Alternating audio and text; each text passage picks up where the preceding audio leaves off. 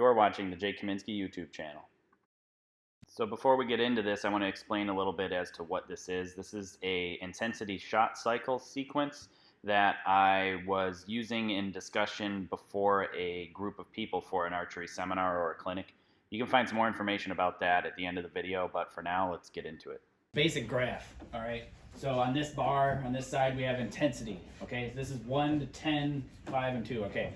So explanation is, this is 0 or 1 or whatever, and this is 10, as hard as I can possibly squeeze my hand. But if I can close my hand with a 2. I can do it very, very low intensity, okay? And the whole idea of shooting, and parents probably won't like this, but in my opinion, the goal of shooting is to be as lazy as possible. Because if you do it with the minimal amount of work as possible, not only is it going to be easier to get more arrows in later in the day, and also you'll have more energy throughout the shot cycle for that one particular arrow, but you'll also have way more control. If you had 10 intensity, like you're having an issue with moving your back any because you feel like it's locked up. It's because your intensity level's off the charts, right?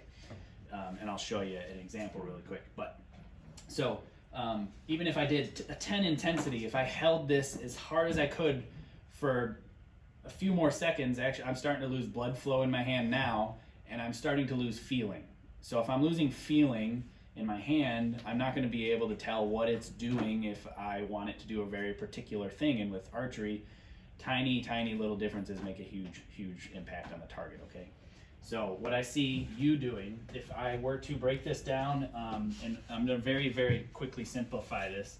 If this was release right here, and then this is going to be transfer, and then this will be follow through here, and then this is your finish. Okay? In set position, I can already see you're shaking because you're really trying to get into position. You're already starting up here. You're already starting well above 5.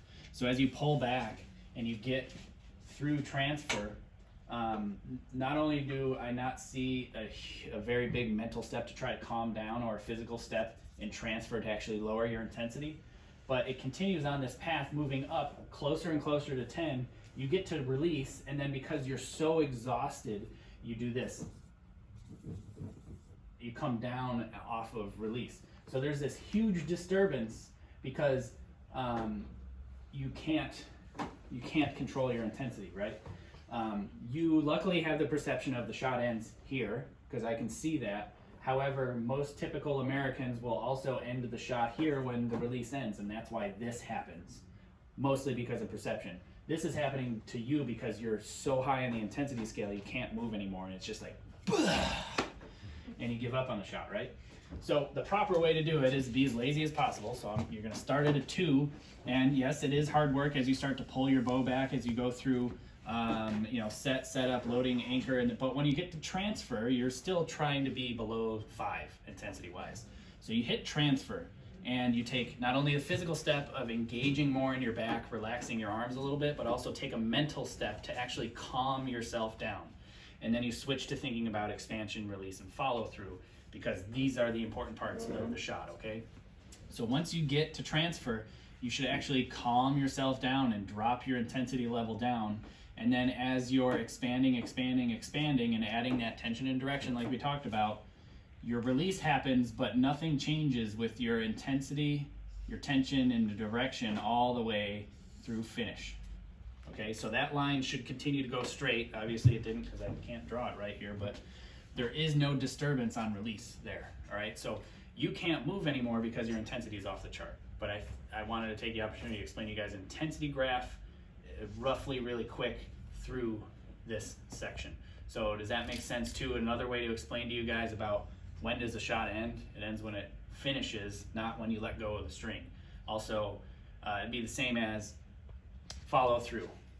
It doesn't end when you release. Like if you're throwing a ball, you don't stop when you let go of the ball because you're not putting direction on it. That's, again, tension and direction. You're not putting any direction on the ball. Or when you kick a soccer ball, you don't stop when your foot touches the ball. You follow through and push it towards the target you want it to go through. Or the same thing with a ball. You flick your hand towards where you want it to go. Same thing with archery. You don't go, because if you went like this, that's like stopping when you kick a soccer ball, and nobody kicks a soccer ball like that. So. Thanks for watching. Be sure to hit that subscribe button and the notification bell to be notified every time a new video is uploaded. Head to jkaminski.com for seminar and book info, as well as check out some of my other videos as well for some more information. And thanks for watching. Take it easy.